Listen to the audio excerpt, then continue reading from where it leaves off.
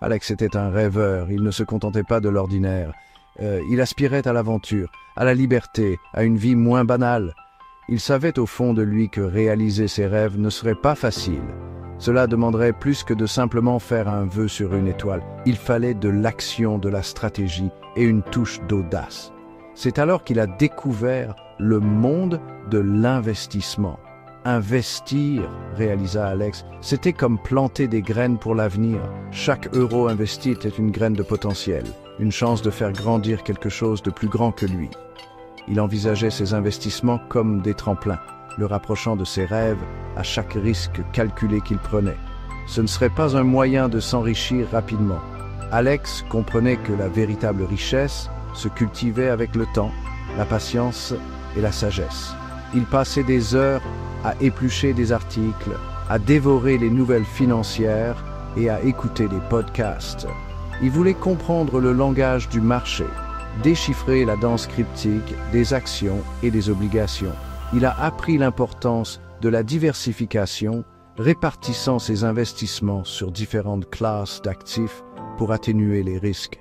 Il s'est rendu compte que la connaissance était son atout le plus puissant, la clé pour ouvrir les portes de la liberté financière. Armé de connaissances nouvelles et le cœur rempli d'espoir, Alex a décidé de franchir le pas. Il avait entendu des rumeurs sur une start-up technologique prometteuse, une entreprise sur le point de révolutionner la façon dont les gens interagissaient avec le monde. Leurs idées novatrices résonnaient avec la nature avant-gardiste d'Alex. Après mûre réflexion et diligence raisonnable, il a décidé d'investir une partie de ses économies dans les actions de l'entreprise. Il savait qu'investir dans des actions individuelles était plus risqué que, par exemple, investir dans un fonds indiciel diversifié. Mais le potentiel de rendement élevé, alimenté par la croissance prévue de l'entreprise, était trop tentant pour y résister. Il s'imaginait faire partie de quelque chose de révolutionnaire, de surfer sur la vague de l'innovation vers le succès financier. Les jours se sont transformés en semaines et les semaines en mois.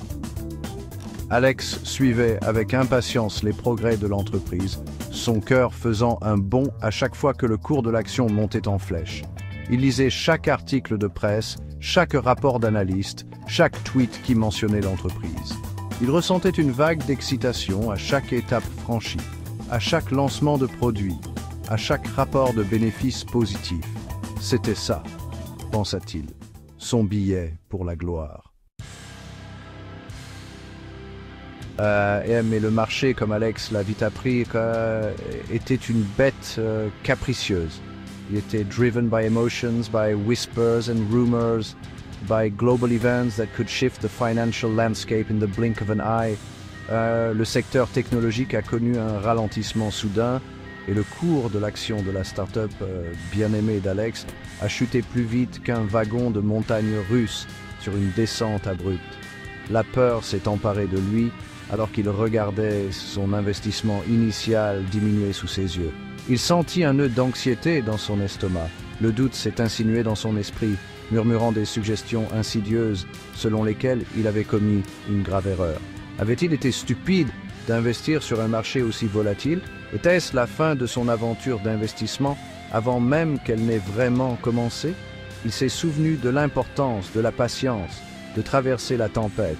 Il s'est rappelé que le marché était cyclique, sujet au haut et au bas. Il s'est accroché à son investissement, refusant de prendre des décisions hâtives basées sur la peur. Il savait que vendre sous le coup de la panique ne ferait que consolider ses pertes. Il devait faire confiance à son analyse initiale, au potentiel à long terme de l'entreprise en laquelle il croyait. L'expérience a laissé Alex secoué mais pas vaincu. Il s'est rendu compte qu'il avait besoin de diversifier son portefeuille, de trouver des investissements qui offraient un sentiment de stabilité au milieu des turbulences du marché. Il s'est tourné vers les obligations, souvent considérées comme le grand frère stoïque du marché boursier plus flamboyant. Les obligations, a-t-il appris, représentaient des prêts consentis à des gouvernements ou à des entreprises. Ils offraient un taux de rendement fixe, appelé intérêt, sur une période prédéterminée. Bien que moins glamour que les actions, les obligations offraient un sentiment de sécurité, un flux de revenus stable qui pouvait résister aux fluctuations du marché. Il a décidé d'allouer une partie de son portefeuille à des obligations, recherchant un équilibre entre risque et rendement. Il a découvert les différents types d'obligations, des obligations d'État, considérées comme très sûres aux obligations d'entreprise qui offraient des rendements potentiels plus élevés, mais comportaient également plus de risques. Il a découvert le concept de rendement obligataire, comment ils évoluaient inversement au cours des obligations. Lorsque les taux d'intérêt augmentaient, les cours des obligations baissaient et vice-versa. Fort de ces nouvelles connaissances, Alex se sentait plus confiant dans sa capacité à naviguer dans le monde des placements à revenus fixes.